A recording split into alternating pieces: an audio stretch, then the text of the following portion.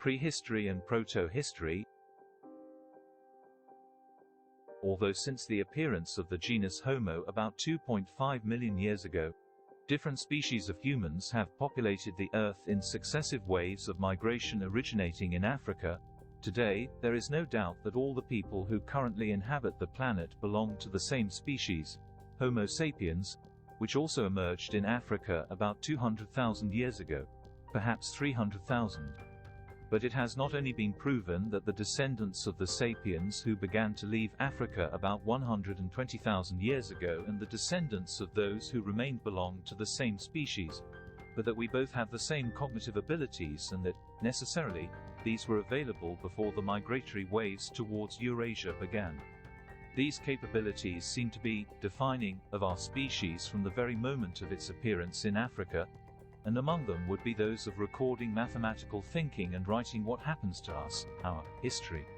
Ours being the only species endowed with the ability to write, and assuming that our ancestors already had this capacity 200,000 years ago, different prehistorians are looking for a new interpretation of the painted or engraved abstract signs that have been found on all continents, not as artistic manifestations but as proto-writing, and the oldest examples must be found in Africa 200,000 years ago, perhaps 300,000.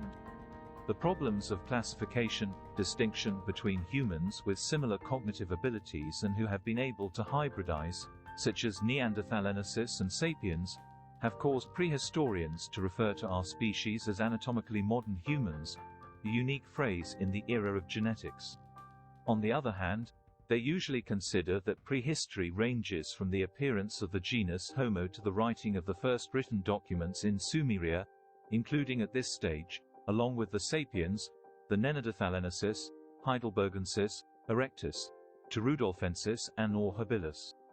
From the usual Eurocentric perspective, the advanced prefix proto applied to history is usually used to encompass in proto-history those European non-literary societies that were in the transition from the Late Bronze Age and the Iron Age towards a written culture due to the influence of peoples who did have writing such as Phoenicians, Greeks or Romans.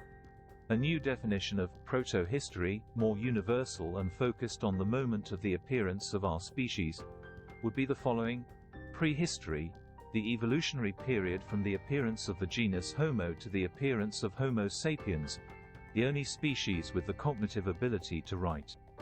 Proto-history, the period between the appearance of our species and the moment, different in each place, when our fellow humans began to record writing. History, the period, with different beginnings in different places around the world, from when our ancestors began writing to the present.